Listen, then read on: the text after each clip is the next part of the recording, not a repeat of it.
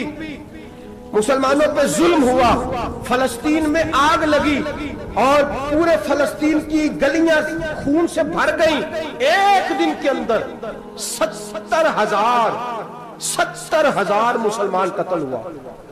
घोड़ों से सड़कों पे चला नहीं जाता था, घोड़े फिसलते थे, इतना खून था।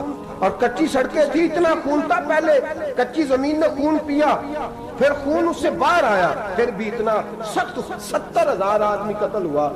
सलाहुद्दीन अयूबी कौन थे? मेरे गौसे आजम जिलानी के मदरसे के तालिब इल्म थे।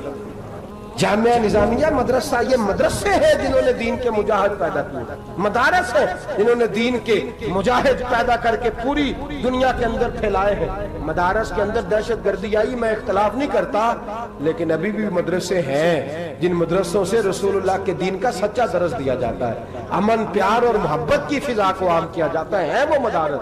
और इंशाअल्लाह क़यामत की सुबह तक वो मदरसे कायम रहेंगे। सलाहुद्दीन अयूबी मदरसे के तालिब इल्म है, मदरसे का, लेकिन मदरसा उसका था जो साथ दरवेश भी था। सलाहुद्दीन अयूबी अकेला अपने दोस्तों से कहने लगा मुसलमानों की मदद, चंद सालों में निकलो मदद करें। उन्होंने कहा तेरे निकलने से क्या होगा? कहने लगा मैंने नहीं निकलना, मेरे अल्लाह ने मेरी मदद करनी है, मेरे अल्लाह ने मेरी उठ बांध कमर, क्या डरता है फिर देख खुदा क्या करता है। और मैं मुझे निकलने दे, अल्लाह मेरी मदद करेगा। थोड़ा थोड़ा करके फौज जमा की, कोशिश की। चंद सालों के बाद उसी जगह जहां मुसलमानों का खून बहा था, अल्लाह ने इस्लाम का झंडा फिर से बुलंद कर दिया। सलाहुद्दीन अयूबी फातेह बन के मस्जिद अक्सा के दरवाजे पे खड़ा है। चंद साल गुजरे, ईसाइयों का अपना वो जुल्म अभी याद है, और ईसाई सारे लीडर कहते हैं तैयारी कर लो, अब हमारे बच्चे काटे जाएंगे, औरतें बेवा होंगी, गर्दनें कटेंगी। अब देखना जितना खून हमने बहाया था मुसलमान उससे दुगना बहाएंगे। सलाहुद्दीन अयूबी घोड़े पे खड़े हैं और पूछते हैं ओ ईसाइयों बताओ तुम्हारे साथ क्या करूं?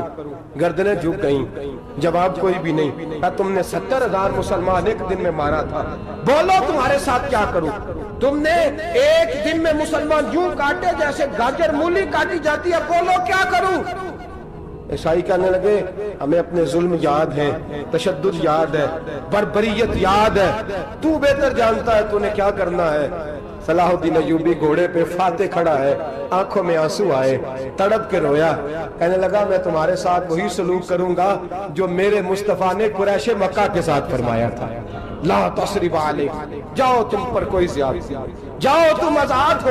उसने कहा तू कर क्या रहा है? कहने लगा मैं क्या करूं, मैं उस मोहम्मद का मानने वाला हूं जिसने माफ करना सिखाया है सल्लल्लाहु अलैहि वसल्लम, मेरे पैरों में जंजीर है रसूलुल्लाह की गुलामी की, जाओ तुम आजाद हो। उसने कहा तुम आजाद हो, लोगों ने कलमा पढ़ना शुरू कर दिया, अशहदु अल्ला इलाहा इल्लल्लाह व अशहदु अन्ना मुहम्मदन अब्दुहु। सारे कबीले के कुछ ना कुछ लोग मुसलमान, एक कबीला रह गया मुसलमान नहीं होता। सलाहुद्दीन अयूबी अपने खैमे में बैठे हैं तो एक बीबी आ गई, उस कबीले का कोई शख्स मुसलमान नहीं होता। बीबी आई, आके कहने लगी मेरे 4 बेटे जंग में खो गए, छोटे छोटे बच्चे जंग में खो गए, मिल नहीं रहे, फौजियों को हुक्म दे मुझे मेरे बच्चे तलाश करके दें। सलाहुद्दीन अयूबी ने झटपट सर पे इमामा बांधा, नेजा पकड़ा, सीने बंद बांधा, अपने जुब्बे को समेटा और बाहर। कहने लगी तू किधर जा रहा है? कहने लगा मैं खुद तेरे बच्चे तलाश करके दूंगा। सलाहुद्दीन चंद सिपाही साथ गली गली निकले, गली गली फजर के निकले, असर हो गई, थक गए, 2 नमाजें सहरा में पड़ी। जंगल के अंदर पहुंचे तो एक कोने में 4 बच्चे एक जगह डरे और सहमे हुए बैठे मिले। सलाहुद्दीन अयूबी उठा के लाए, माँ को कहने लगे तेरे बच्चे हैं। निकला इसलिए था कि मेरे नबी ने फरमाया बच्चे जुदा हो तो माँ को दर्द बड़ा होता है, और मेरे रसूल ने फरमाया था जब जंग करने जाओ तो खेत बर्बाद न करना, फसलें तबाह न करना, बच्चों को माँ से जुदा न करना। फरमाया मैं सोच रहा था तेरे बच्चे कहीं मेरी वजह से जुदा हो गए तो मुस्तफा को जवाब क्या देना। फरमाया तेरे बच्चे ढूंढ के लाया हूँ। बच्चे माँ के पास आने लगे तो माँ ने बड़े बेटे के मुंह पे थप्पड़ मारा। कहता अम्मा क्या हुआ? कहने लगे तूने सुना नहीं कि दुश्मन के बच्चों की इतनी हिफाजत करता है, मेरे पास ना जा, उसके कदमों में बैठ जा। जिस नबी के गुलाम इतने सच्चे हैं वो नबी कितना सच्चा होगा, जिस नबी के नौकर इतने खरे हैं वो नबी कितना खरा होगा। जा जाके कलमा पढ़ ले। मुसलमानों की ना एक तादाद लड़ते लड़ते लड़ते लड़ते दूर चले गई। तातारियों ने कैद कर लिया। 4 मुसलमान थे, तबलीग करने गए, जंग करने गए, जिहाद करते करते काफिरों से लड़ते लड़ते तातारी कौम में चले गए। وہاں قید کر لیے گئے تو سزائے موت کا حکم ہوا. 4 بزرگ تھے. سزائے موت کا حکم ہوا تو تاتاری بادشاہ جو تھا وہ بڑا خلاف تھا, بڑا سخت مخالف تھا مسلمانوں کے. اس نے کہا کہ ان کو جب پھانسی دینا نا مسلمانوں کو تو میرے سامنے دینا. اب 4 عالم ہیں, 4 صوفی ہیں, سفید داڑیاں, سر پہ امامے. پھانسی کا وقت آیا تو جو پھانسی گھاٹ ہے وہ ایک ہے, چاروں کو اکٹھے پھانسی نہیں ہو سکتی. ایک کو کہا کہ ایک ایک کر کے ان کو پھانسی دو. جب پھانسی کا وقت آیا نا تو جو سب سے پیچھے صوفی تھے وہ دوڑ کے آگے آئے, کہنے لگے بادشاہ پہلی باری میری لگا. پہلی. اب بادشاہ نے کہا ٹھیک ہے اسے لٹکا دو. وہ قریب آئے تو دوسرے دوڑ آئے, کہنے لگے نہیں نہیں پہلی باری میں نے زیادہ کافر قتل کیے, میرا بڑا جرم ہے, مجھے پہلے سزا دو. ان کو پھانسی دینے لگے تو تیسرے آ گئے, کہنے لگے نہیں یہ تو میرا قتل کرتا تھا, رستے میں بتایا کرتا تھا, ڈھونڈ کے میں بتلاتا تھا کہ یہاں زیادہ تعداد ہے, مجھے پہلے پھانسی دو. تیسرے کے ساتھ بات ہو رہی تھی تو چوتھا دوڑا آیا, کہنے لگا یہ رستے بتاتا تھا, یہ تبلیغ کرتا تھا, یہ سارا کچھ کرتا تھا, لیکن کہا یہ کہتے تھے چلو واپس چلتے ہیں, میں جانے نہیں دیتا تھا. میں کہتا تھا اور کافر مارنے اور علاقے فتح کرنے, میرا جرم بڑا ہے, مجھے پہلے پھانسی دو. بادشاہ کہنے لگا مجھے 35 سال ہو گئے حکومت کرتے, بڑی دنیا کو پھانسی دی ہے, لوگ تو ایک دوسرے کو دھکے دیتے ہیں کہ پہلے تو جا پہلے تو جا, اور تم کیسی قوم ہو کہ ایک دوسرے پہ قربان ہو رہے ہو. کہنے لگا تم ایک باپ کی اولاد ہو. جاگ رہے آپ لوگ. تاتاری بادشاہ, کافر بادشاہ, اسلام کی مخالفت کرتے ہیں, ایک باپ کی اولاد ہو کا نہیں, ایک قبیلے کے رہنے والے ہو کا نہیں, ایک ملک کے رہنے والے ہو نہیں. اس نے کہا رشتہ کیا ہے تمہارا, رشتہ کیا ہے؟ تو بول کے کہنے لگے خدا ایک ہے, نبی ایک ہے. خدا ایک ہے اور نبی منفرد ایک ہے. اس قوم کی نقصان بھی ایک ہی سب کا نبی, اللہ بھی, قرآن بھی ایک. کیا ہی اچھا تھا ہوتے اگر مسلمان بھی ایک, یوں تو سید بھی ہو, مرزا بھی ہو, افغان بھی ہو, تم سبھی کچھ ہو, بتاؤ کہ مسلمان بھی ہو. فرمایا ہمارا اللہ ایک ہے, نبی ایک ہے. تو کہا پھر ایک دوسرے پہ جان کیوں دیتے ہو؟ فرمایا ہمارے نبی نے ہمیں بھائی بھائی بنا دیا ہے. بھائی کا دل نہیں کرتا اس کی آنکھوں کے سامنے بھائی چلا جائے, ہمارا دل نہیں کرتا پہلے مجھے دے پہلے مجھے دے. بادشاہ کہنے لگا تمہارا جذبہ مجھے متاثر کر گیا, جاؤ میں تم چاروں کو آزاد کرتا ہوں, تمہیں آزاد کرتا ہوں. میرے دوستو یہ رنگ تھا, دیکھیں نا, یہ اس دھرتی نے نظام دیکھا ہے نا, اس فلک میں پہلی بار دیکھا, اس زمین نے پہلی بار. اور میرے حضرت صاحب فرمایا کرتے تھے زمین تڑپ کے روئی, اس نے پہلی دفعہ دیکھا. احد کا میدان ہے, 3 صحابہ تپتی ہوئی زمین پہ زخموں سے چور چور پڑے ہیں. حضرت انس بن نضر رضی اللہ تعالیٰ عنہ پانی کا پیالہ لے کے پہنچے. ایک زخمی سے کہا تجھے پانی پلانا ہے, تو کہنے لگا میرے زخم تھوڑے ہیں, وہ جو ساتھ پڑا اس کے زخم گہرے ہیں, پہلے اسے پانی پلا دے, جا اسے دے دے. اس کے پاس پہنچے تو وہ کہنے لگا وہ مجھ سے پہلے گرا تھا, اس کا زخم زیادہ گہرا ہے, اسے پانی پلا. تیسرے کے پاس گئے تو کہنے لگا چوتھا تڑپ زیادہ رہا ہے, اس کی عمر زیادہ ہے, میں تو جوان ہوں برداشت کر لوں, بڑھاپے کی وجہ سے نڈھال ہو گیا, پہلے اسے پانی پلا. چوتھا کہنے لگا 5ویں کے پاس جا, 5واں کہنے لگا 6ٹھے کے پاس جا. حضرت انس بن نضر کہتے میں رو پڑا, میں نے کہا محمد کے غلاموں, رسول نے تمہیں کیسا جذبہ دے دیا ہے, زبانیں پیاس سے باہر ہے لیکن تمہاری اخوت مرتے دم تک قائم ہے. کہتے میں 7ویں کے پاس گیا تو کہنے لگا اگر 6 قربانی دے سکتے ہیں تو مجھے خود غرض نہ سمجھ, میں نے نہیں پانی پینا, جا پہلے کے پاس لے جا. کہتے میں پہلے کے پاس آیا تو روح پرواز کر گئی, دوسرے کے پاس آیا تو روح پرواز کر گئی, میں 7ویں تک آیا تو انتقال کر گئے. کہتے ہیں پانی کا پیالہ میں نے اٹھایا اور میں نے زمین پہ رکھا تو میں نے کہا پانی کھوا رہنا, محمد کے غلام مر تو جاتے ہیں پر ایک دوسرے کا خیال بڑا رکھا کرتے ہیں, گھوا رہنا یہ مر جایا کرتے لیکن ایک دوسرے کا درد. میرے دوستو لٹا ہوا برما, روتے ہوئے مسلمان, سسکیاں اور آہیں لیتی ہوئی مائیں پوچھتی ہیں اے خاصا اے خاصان رسول, وقت دعا ہے, امت پہ تیری آ کے عجب وقت پڑا ہے. وہ دین جو بڑی شان سے نکلا تھا وطن سے, پردیس میں وہ دین آج غریب الغربا ہے. فریاد ہے اے کشتی امت کے نگہباں, بیڑا یہ تباہی کے قریب آن لگا ہے. اور کیا خوبصورت جملے کہے تھے کہ نبی پاک صلی اللہ علیہ وسلم نے حضور نے فرمایا تھا میرا مومن ایک جان کی طرح ہوتا ہے، ایک جان کی طرح ہوتا ہے، ایک کو تکلیف ہو جسم کے ایک حصے کو سارا حصہ پریشان ہوتا ہے۔ فرمایا یہ ایک مکان کی طرح ہے، ایک اینٹ دوسری اینٹ کو مضبوط کرتی ہے۔ فرمایا یہ مضبوط لوگ ہیں، یہ مضبوط لوگ۔ حضرت عمر فاروق کا زمانہ ہے، ایک آدمی نے سیری بھیج دی ایک گھر میں بطور تحفہ، قحط کا زمانہ تھا، گوشت ملتا نہیں تھا، جانور، ایک آدمی نے سیری بھیج دی ایک آدمی کے گھر میں۔ اس نے کیا کیا؟ اس نے اپنی بیوی سے کہا ہماری تو خیر ہے، ساتھ والا پڑوسی زیادہ غریب ہے، ادھر نہ بھیج دے، یہاں گندم امیر شہر کی ہوتی رہی خراب اور بچی کسی فقیر کی فاقوں سے مر گئی، کہا ساتھ والے پڑوسی کے گھر سے میں کئی دنوں سے بھوک کی آوازیں وہاں بھیج دے۔ اس کے گھر گئی تو اس کی بیوی شوہر کو مشورہ دیتی ہے، کہتی ہے میرے بچے تو دلیر ہیں، ساتھ والے کے چھوٹے ہیں، وہ گزارا نہیں، ادھر نہ بھیج دیں۔ ادھر گئی۔ ایک روایت ہے 7 گھر، ایک روایت ہے 21 گھر، 21 گھروں میں گھومتی ہوئی وہ سری پھر پہلے کے گھر میں آ گئی، اور پہلا صحابی کہنے لگا صرف تو نے ہی محمد کا کلمہ نہیں پڑھا، باقی 20 نے بھی پڑھا ہوا ہے، صرف تو نے ہی رسول اللہ سے یہ درس نہیں لیا، باقیوں نے بھی لیا ہے، اور صرف تیرے اندر ہی جذبہ اظہار نہیں، تو ہی صرف مسلمانوں سے پیار نہیں کرتی، سارے ہی پیار کرتے ہیں۔ وہ سری پھر آ گئی ہے، اب کیا کرنا ہے؟ اب کیا کرنا ہے؟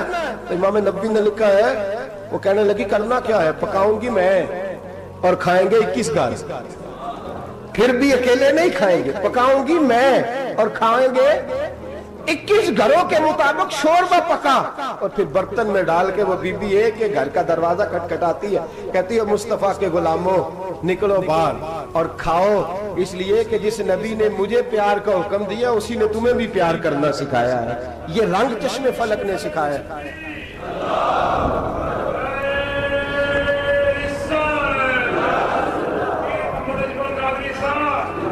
آپ کی بڑی مہربانی، زندہ باد وہی ہے جس کو اللہ رسول زندہ باد فرمائے، بڑی مہربانی، اللہ جزا دے۔ بنو قریظہ اور بنو نذیر 2 محلے تھے یہودیوں کے، یہودیوں نے بڑی عہد شکنی کی تو نبی پاک صلی اللہ علیہ وسلم نے ان کو بے دخل کر دیا، مدینے سے نکال دیا، مدینہ منورہ سے۔ یہودی نکل گئے مدینہ طیبہ سے، تو جب وہ نکل کے جا رہے تھے تو ان کے مکان، ان کے باغ، ان کی جائیدادیں بچ گئیں۔ نبی پاک علیہ السلام نے انصار مدینہ کو پہلے بلایا، جاگ رہے ہیں نا آپ لوگ؟ پیسے آتے کسی کو برے لگتے ہیں، اب تو یہ بھی حلال حرام کی تمیز بھی اٹھتی جا رہی ہے، جائیداد، باغ، مال، علاقہ خالی ہوا ہے، وہ چلے گئے اور لوگ تو ڈھونڈتے پھرتے ہیں۔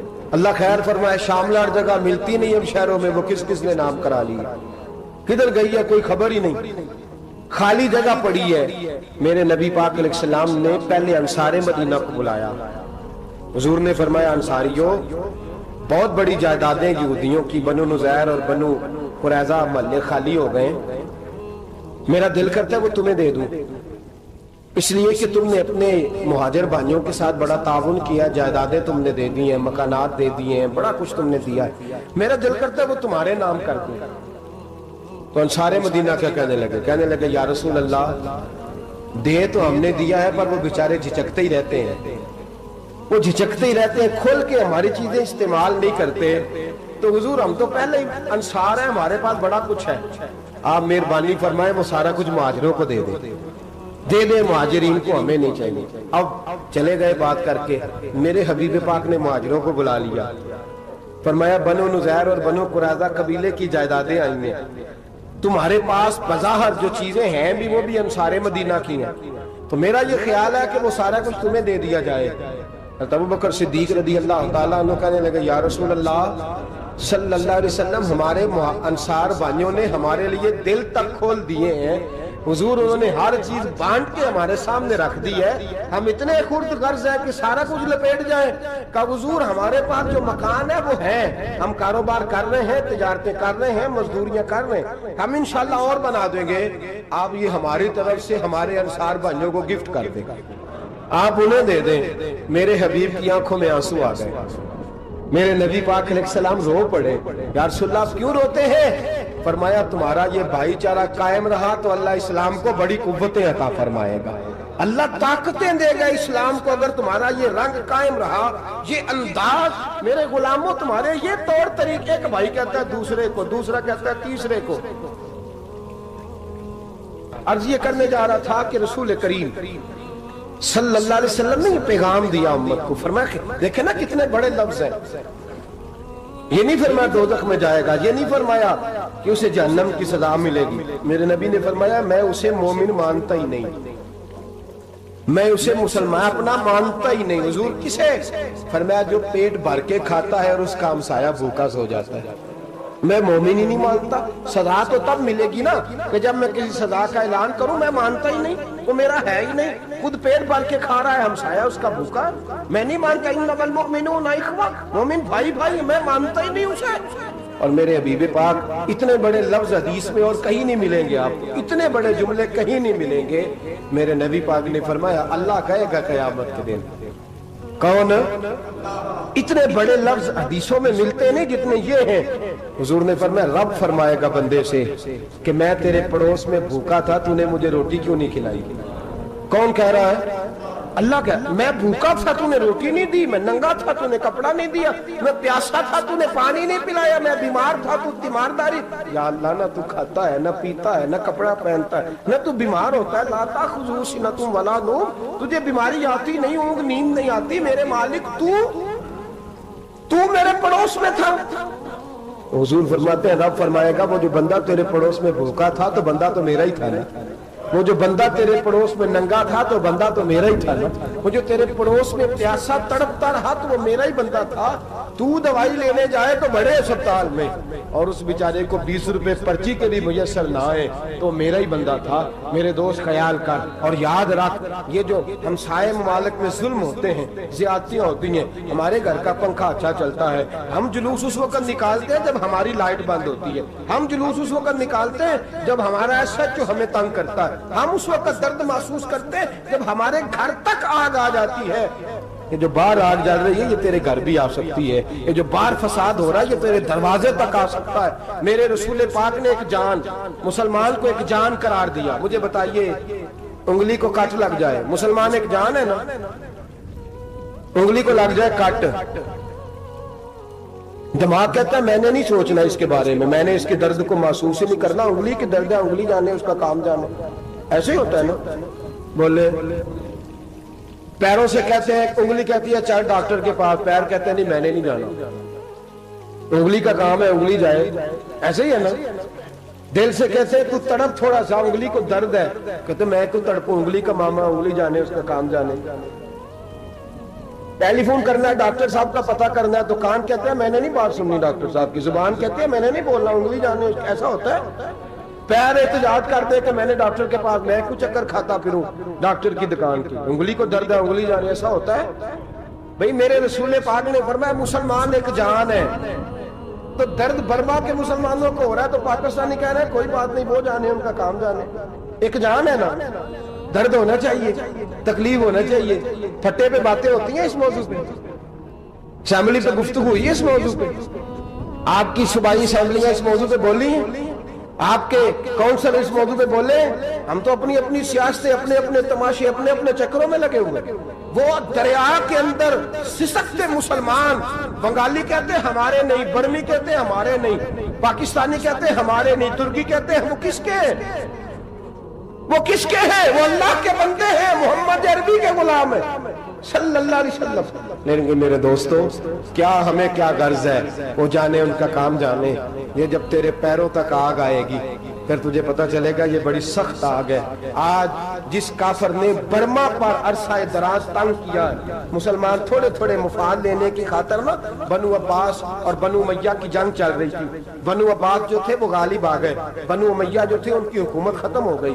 تو عیسائیوں نے بنو امیہ سے کہا کہ ہم تمہارے ساتھ تعاون کرتے ہیں, ہم تمہارے ساتھ تعاون کرتے ہیں اور بنو عباس پہ غلبہ پا کے تمہیں حکومت دلاتے ہیں. بنو امیہ بڑی جدوجہد کر رہے تھے بادشاہی کے لیے, لیکن انہوں نے کہا کہ ہم لڑ رہے ہیں, کوشش کر رہے ہیں, لیکن ہمیں کسی کافر کی مدد کی ضرورت نہیں. ہم جتنا مرضی لڑیں لیکن کافروں کے ہاتھوں بنو عباس کو مروانے کو ہم تیار نہیں ہیں. ہمیں خبردار, تمہارا آپس کا معاملہ ہے, ہم خود نمٹ لیں گے, تمہیں اجازت نہیں دیتے تم اندر کودو اور کود کر کے تم فسادات پیدا کرو اور مسلمانوں کے اندر تقسیم کرو. میرے دوستو مسلمان کو سوچنا چاہیے, سوچ بڑی رکھنی چاہیے. گھر کی جنگ سے نکل آ, اب بہو ساس کے جھگڑے سے باہر آ جا, اب محلے کی سیاست چھوڑ کے باہر کا سوچ. اب اسلام کو تیری حاجت ہے. اب پوری دنیا جب مسلمان کو دیکھے نا, فیس بک یوز ہوتی ہے, اس پہ نوجوان جب اسلام کی بات کرنے لگے گا, اس پر جب بڑا اسلام کی بات کرنے لگے گا, پوری دنیا میں پیغام جائے گا کہ مسلمان اب جاگنے لگا ہے, مسلم خوابیدہ بیدار ہونے لگا ہے, اب اس کی آنکھیں کھلنے لگی ہیں, اب یہ اپنے مذہب کی بات کرتا ہے, اب یہ اپنے ملک سے, صوبے سے, برادری سے نکل کر بولتا ہے, اب یہ کہتا ہے کہ بازو تیرا توحید کی قوت سے قوی ہے, اسلام تیرا دیس ہے, تو مصطفی ہے. اب یہ بڑی سوچ رکھتا ہے, اب یہ عالمی بات کرتا ہے. میرے دوستو, ہمارا تو حال یہ ہے, امام اعظم ابو حنیفہ کا فتویٰ ہے, آپ فرماتے ہیں جو مولوی عالمی حالات سے باخبر نہ ہو وہ جمعے کی تقریر نہ کرے, وہ مسلمانوں کی رہنمائی نہیں کر سکتا. عالمی حالات سے جو خبردار نہ ہو, تو جس کو چھٹی ہو جائے, تو نے ختم نہیں پڑھا, دوڑ جا مسجد سے, تو ختم نہیں پڑھتا ہمارے, تجھے پتہ ہی نہیں تو کہاں رہتا ہے, بھاگ جا. وہ عالمی حالات پہ بات کرے گا, کیونکہ بیچارے کو تو پتہ ہے میری سویرے چھٹی ہو جانی. سیاست کا لفظ چھیڑا نہیں تو میں گیا نہیں.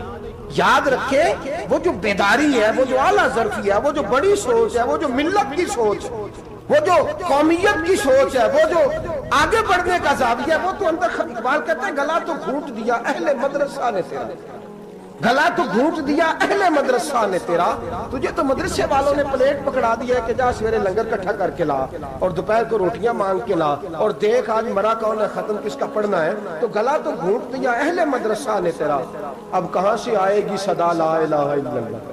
تو گھونٹ دیا تیرا گلا, تو کیسے بڑی بات کرے گا؟ بڑی بات کے لیے بڑی سوچ چاہیے, بڑی تگودو چاہیے, بڑی کوشش چاہیے, بڑا حوصلہ چاہیے. مسلمان چھوٹی چھوٹی لڑائی میں, چھوٹی چھوٹی جنگ میں, ایک دکاندار دوسرے دکاندار سے لڑ رہا ہے, گلی والا دوسری گلی والی سے لڑ رہا ہے, محلے والا محلوں پہ اعتراض. ایک شہر میں رہنے والے میں نے دوسرے محلے پہ اعتراض کرتے دیکھا. یقین کریں, ایک شہر میں رہنے والے, علاقے میں بسنے والے کہتے ہیں بھائی توبہ ہے اس محلے تو اللہ ہی بچائے. لا حول ولا قوت. وہ جو تقسیم در تقسیم کی سوچ ہے, اس نے چھوٹے چھوٹے ٹکڑوں میں مسلمانوں کو بانٹ دیا ہے. چھوٹی چھوٹی تقسیم ہے, چھوٹا چھوٹا ہمارا مزاج ہے, چھوٹی سوچ ہے. بڑی سوچ کی بات سنیے. صلاح الدین ایوبی, جاگ رہے ہیں نا آپ لوگ, تو آخنا حضرت صاحب ایڈی وڈی گل چھیڑ چھڑی ہے, یہ مطلب ہی کون نہیں, کنے برما جانا ہے تو کنے مدد کرنی ہے. میں تو بھائی فریضہ سر انجام دے رہا ہوں. میرے نبی نے فرمایا برائی کو یا ہاتھ سے بدل, ہاتھ سے نہیں بدل سکتا تو زبان سے تو بولنا. تو میں معذور ہوں, کمزور آدمی ہوں, ہاتھ سے بدلنے کی طاقت نہیں رکھتا, تو دوسرے درجے پہ تو مجھے عمل کرنے دو نا. اثر کرے نہ کرے سن تو لے میری فریاد, نہیں ہے داد کا طالب یہ بندہ آزاد. رونے تو دو, تڑپنے تو دو, آہیں تو بہانے دو, سسکیاں تو لینے دو, مار کھائیے تو تڑپنے تو دو.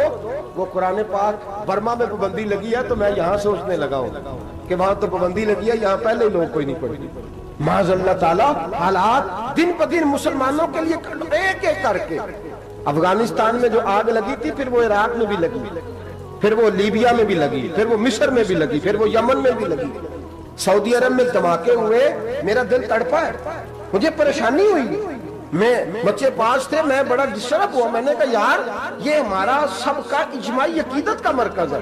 ہم کم از کم 1000 اختلاف کے باوجود کہا کرتے تھے کہ عرب میں امن ہے یار, وہاں سکون ہے, وہاں دکانیں کھلی چھوڑ کے لوگ چلے جاتے ہیں. وہاں بھی فساد ہونے لگا, وہاں بھی آگ بڑھ گئی ہے. لیکن ہم صرف چھوٹی چھوٹی کر کے جب آگ بجھانے کی کوشش کریں گے, اس وقت آگ نہیں بجھے گی. جب ہر آدمی اپنے پیالے میں پانی لے کے آئے گا, ہر شخص اپنے گھر کی نل چلائے گا, ہر شخص نلکا چلائے گا اور پانی نکال کے یہ آگ بجھائے گا, تب یہ آگ بجھے گی. ہر آدمی کو کردار, سوچ بڑی کریں, نظریہ بڑا کریں, ملت کی بات کریں, مسلمان ہو کے سوچیں, مسلمان ہو کے سوچیں. خدا را نکلیں یہ گھر کے جھگڑوں سے, تھوڑی دیر کے لیے اپنے آپ کو بڑا کریں, بڑی سوچ آپ بنائیں. جب دوستیاں لگائیں, یارانے لگائیں, تو چھوٹے موٹے حساب سے بچیں.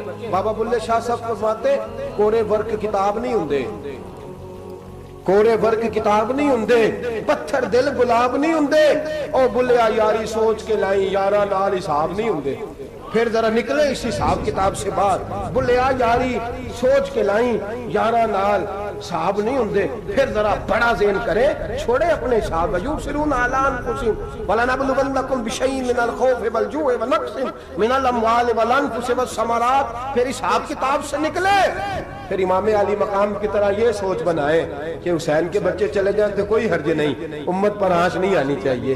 ایک امام علی مقام، کل تک امام میدان میں کھڑے تھے تو اکیلے تھے، لیکن آج پوری دنیا کہتی ہے حسین ہمارا ہے، حسین ہمارا ہے۔ آج نظریہ امام علی مقام زندہ ہے، تو اکیلا ہے تو کھڑا ہو، یہ نہ کہا کر چھوٹی سی مسجد ہے، ایک کونا کا کھڑکاوا، مولانا تقریر کر رہے ہیں تو کیا بنے گا، ایک آواز کہیں سے گونجا کرتی ہے، پھر اس میں تاثیر میرا اللہ پیدا فرما دیا کرتا ہے، پھر اس کے اندر قوت میرا رب پیدا فرما دیا کرتا ہے، پھر اللہ اس میں تاثیر پیدا کر کے چار دانگ عالم میں پھیلا دیا کرتا ہے۔ جب آپ نماز پڑھ رہے ہوتے ہیں، جب آپ کا مصلی آباد ہوتا ہے، صلاح الدین ایوبی ایک بزرگ سے ملاقات ہو گئی، بیت المقدس پر قبضہ تھا عیسائیوں کا، تو صلاح الدین بڑے پریشان تھے۔ وہ بابا جی کہنے لگے پتر کیا ہوا؟ کہنے لگے حضور پتہ چلا ہے دشمن کے 2 بحری بیڑے اسلحہ لے کے آ رہے ہیں، مسلمان پہلے ہی کمزور ہیں، اور اب اگر 2 بحری بیڑے اور آ گئے تو حضور مسئلہ بن جائے گا، تو میں پریشان ہوں کہ کس طرح یہ کم مسئلے والی ہماری فوج ہے کیسے مقابلہ کرے گی۔ تو بابا جی کہنے لگے پتر اس طرح کرنا، آج رات تو بھی دعا کرنا اور میں بھی کروں گا، تو بھی دعا کرنا، آپ ناراض نہ ہونا، ہم تو پیروں والے ہیں، ہم تو پیروں کے نوکر غلام ہیں، ہمارا تو گزارا ہی نہیں، ہمیں تو ملتا ہے سارا کچھ وہاں سے۔ پھر میرا سوال یہ ہے کہ تعویذ لینے جاتے ہو نفل کیوں نہیں پڑھتے، رات اللہ اللہ کیوں نہیں کرتے؟ یہ بھی تو ہمارے بزرگوں کا ہی طریقہ ہے، انہوں نے تو ہمیں سکھایا ہے۔ صلاح الدین ایوبی سے بزرگوں نے کہا کہ رات آج نا اللہ اللہ کرنا، تو میں تیرے لیے دعا کروں گا، تو بھی دعا کرنا۔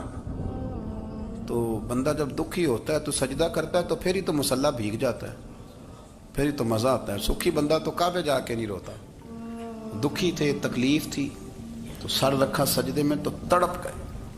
اور وہ بابا جی کہتے ہیں میں مسجد آیا تو صلاح الدین چیخے مار کے رو رہا تھا اور کہہ رہا تھا مالک میں کوئی اپنی شان کے لیے تو نہیں نہ لڑ رہا، اللہ کو میں کوئی قبضوں کے لیے تو نہیں لڑ رہا، مالک تیرے لیے لڑ رہا ہوں، مجھے بے آبرو نہ کرنا، میری مدد فرمانا۔ کہتے ہیں میں آیا تھا کہ مسجد میں دعا کروں گا، پر صلاح الدین ایوبی کو روتے دیکھا تو میں لوٹ گیا۔ تو سویرے صلاح الدین ملے تو بڑے خوش تھے، میں نے کہا پتر کیا ہوا؟ کہنے لگے حضور وہ بحری بیڑے 2 آ رہے تھے نا اسلحہ لے کے، دونوں ڈوب گئے پانی میں ڈوب گئے۔ تو بابا جی کہنے لگے صلاح الدین وہ پانی میں نہیں ڈوبے، وہ تیرے آنسوؤں میں ڈوب گئے، وہ غرق ہو گئے، وہ جو تو نے مصلی بات کیا تو وہ تیرے آنسوؤں میں ڈوب گئے، وہ غرق ہو گئے، وہ تباہ، اتنے قیمتی تھے تیرے آنسو کے بہا لے گئے دشمن کے بحری بیڑوں کو۔ میرے بھائی ٹھیک ہو گیا جی، میرے عزیز سمجھ لیں اس بات کو ہمیشہ کے لیے، اور اس پر غور کر لیں اچھے طریقے سے کہ میرے رسول کریم سید عالم صلی اللہ علیہ وسلم نے نا ہماری توجہ دلائی، حضور نے ہمیں بتلایا، ہمارا ذوق بڑھایا عبادت کی طرف۔ ایک صحابی تھے حضرت ابو فاطمہ رضی اللہ تعالیٰ عنہ، یہ ترمذی شریف کی حدیث ہے، نبی پاک علیہ السلام نے فرمایا ابو فاطمہ قیامت کے دن مجھ سے جلدی ملنا چاہتے ہو کہ دیر کے ساتھ؟ تو کہنے لگے حضور کون ہوگا جو دیر سے ملنا چاہے، ہم نے تو جان دے دی وعدہ دیدار پر۔ اعلیٰ حضرت فرماتے ہیں جان دے دی وعدہ اور نقد اپنا دام ہو ہی جائے گا۔ مجھے لگتا ہے کہ یہ سودا نقد و نقد ہو جانا ہے، چونکہ ہم نے جان دے دی وعدہ دیدار پر۔ آپ نے وعدہ کیا تھا کہ مریں گے تو پھر زیارت ہوگی، تو مر گئے ہم زیارت کی خاطر۔ جان دے دی وعدہ دیدار پر تو نقد اپنا دام ہو ہی جائے گا۔ اے رضا ہر کام کا ایک وقت ہے، دل کو بھی آرام ہو ہی جائے گا۔ تو حضرت ابو فاطمہ رضی اللہ تعالیٰ عنہ سے نبی پاک صلی اللہ علیہ وسلم نے فرمایا جلدی ملنا چاہتے ہو کہ دیر سے؟ عرض کی حضور فٹافٹ ملنا ہے، میں نے قیامت کے دن آپ سے جلدی ملنا ہے۔ تو نبی پاک علیہ السلام نے فرمایا پھر اس طرح کرنا، دنیا میں رہ کے سجدے زیادہ کرنا، پھر سجدے زیادہ کرنا، قیامت میں ملاقات جلدی ہو جائے گی، قرب ملے گا تمہیں۔ اپنے بچوں کے اندر دیکھیں نا، ہم شوق پیدا کرتے ہیں، ہمیں صحیح لفظ نہیں بولنے آتے پر ہم بچوں میں شوق پیدا کرتے ہیں کہ پتر ڈاکٹر بن جائے گا تو بڑا نفع کرے گا، تو لوگوں کی خدمت کرے گا، ملک و ملت کی خدمت کرے گا، تیرے ابا کا نام روشن ہوگا، تیرے دادا کی تعریفیں ہوں گی۔ ہم یہ ذوق پیدا کرتے ہیں۔ ہم اپنے نوجوانوں کے اندر یہ فکر پیدا کرتے ہیں, انہیں ہم سمجھاتے ہیں کہ میاں جب تم پڑھو گے, محنت کرو گے تو فلاں آدمی کی طرح تمہارا نام ہوگا. یہ جتنا ذوق ہم بچوں کے اندر ان چیزوں کا پیدا کرتے, ہمیں حکم ہے کسی طرح ہم ذوق پیدا کریں کہ پتر نماز پڑھے گا تو اللہ راضی ہو جائے گا, تو سجدہ کرے گا. دیکھیں نا میرے رسول کریم علیہ السلام نے فرمایا 7 سال کے بچے کو مسجد لے کے جاؤ, یعنی اسے شوق دلاؤ, اس کے اندر یہ خاصیت پیدا کرو کہ اس کا دل کرے مسجد میں جانے کا, اس کے اندر یہ خصوصیات لاؤ کہ وہ ہمارے ہاں نا ہر چیز کو پرموٹ کیا جا رہا ہے, ہر چیز کو یعنی سر سنگیت سکھانے کے لیے اکیڈمیاں بن گئی ہیں, ہر شے پرموٹ ہو رہی ہے, عبادت کا جذبہ کم ہوتا جا رہا ہے, اللہ کا ذوق ہمارے اندر نہیں رہا. اور اتنا مشکل ہم نے اپنے لیے بنا لیا ہے کہ وہ بندہ جو بڑی زبردست مذہبی گفتگو کر رہا تھا اور تگڑی بات کر رہا تھا, کیا بات ہے, لیکن نماز کے بارے میں کمزوری دکھا جاتا ہے, نوافل کے بارے میں وہ چپکے سے نکل جاتا ہے. امام احمد بن حنبل رحمۃ اللہ تعالی علیہ, مسند امام احمد بن حنبل 14 جلدوں میں ہے مارکیٹ میں, اور مجھے تو خیر پسند ہی بڑی ہے, میں نے تو کئی دفعہ پڑھی ہے. اور کیا بات ہے امام احمد بن حنبل, کیسے تگڑے قسم کے محدث تھے اور اللہ نے کتنا انہیں اعزاز عطا فرمایا ہوا. یہ کوڑے بھی کھاتے تھے دین کی خاطر, سارا کرتا لہو سے بھر بھی جایا کرتا تھا, بڑا اعزاز والا شخص تھے, بڑے اعزاز والے.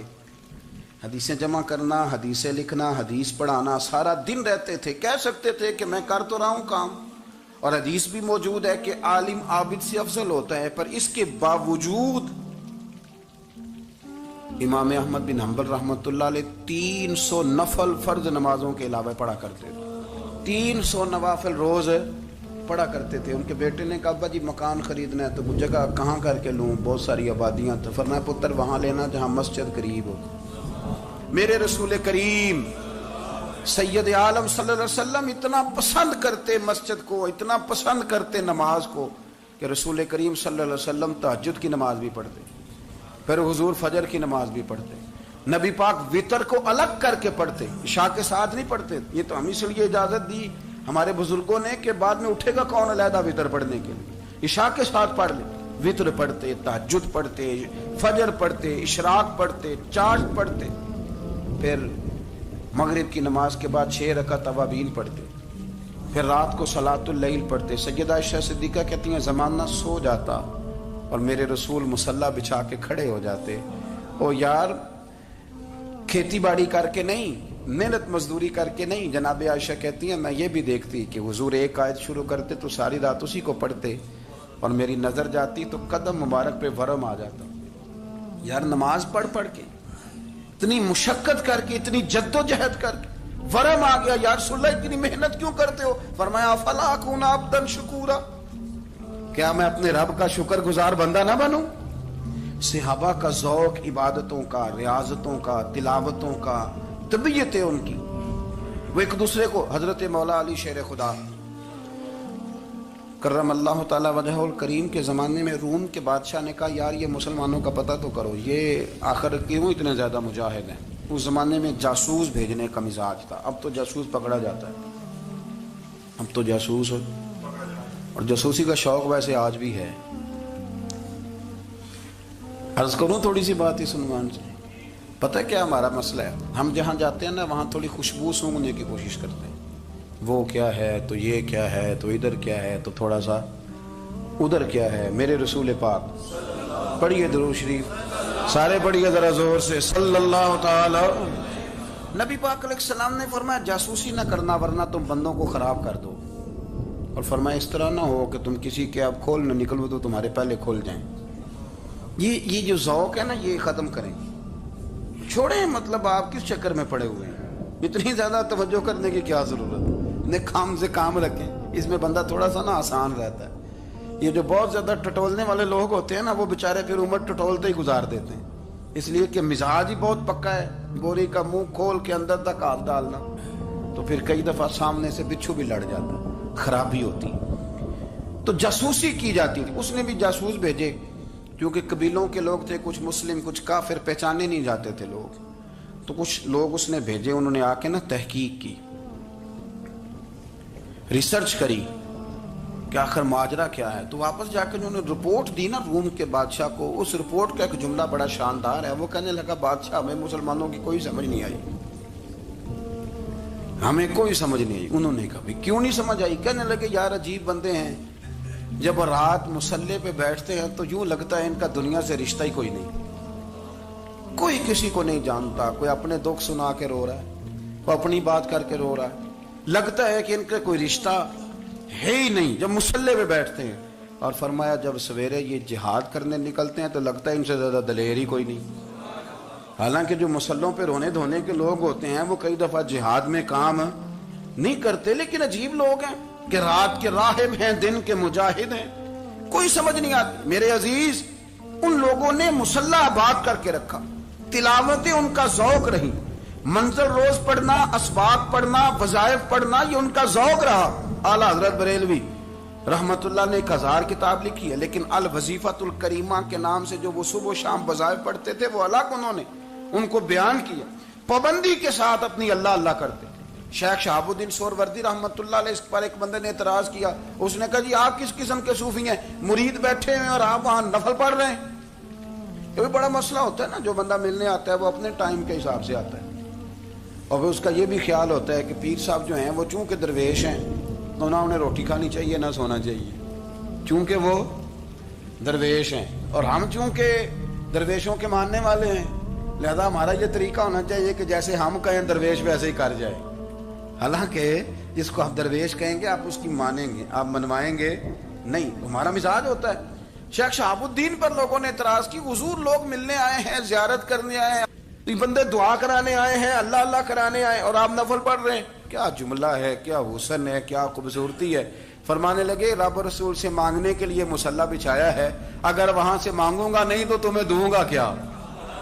پہلے مجھے کچھ لے تو لینے دو, اگر میرے پلے کچھ ہے ہوگی تو آگے دوں گا نا. تو میں مانگنے گیا تھا کہ یا اللہ دے, تیرے بندے لینے آئے, دے تو میں کچھ لوں گا تو آگے دوں گا نا. لیکن ہمارا یہ سٹیٹس, یہ مزاج, یہ شعور نہیں ہے. گپیں, کہانیاں, داستانیں, گفتگو, خطابت, واز, کیا بات. لیکن اگر کچھ کرنے کا کام ہو تو وہ نہیں ہم سے ہوتا. میرے نبی کریم علیہ الصلوۃ والسلام نے مصلی سے دل لگانے کا درس دیا, حضور نے توجہ دلائی. صحابہ اس ذوق کے حامل لوگ تھے, وہ کوشش کرتے تھے. جناب صدیق اکبر رضی اللہ تعالیٰ عنہ کا عبادت کا مزاج ہمیشہ قائم رہا. حضرت عمر فاروق ساری رات اللہ کے حضور کھڑے رہے. حضرت عثمان غنی رضی اللہ تعالیٰ عنہ عشاء کی نماز پڑھ کے 2 رکعتوں کی نیت باندھتے تھے, 15 سپارے پہلی رکعت میں پڑھ دیتے تھے.